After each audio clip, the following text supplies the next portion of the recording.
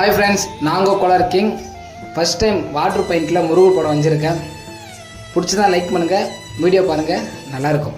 பார்த்து பார்த்து பரவசமானே சுவாமி, பார்த்து பார்த்து பரவசமானே.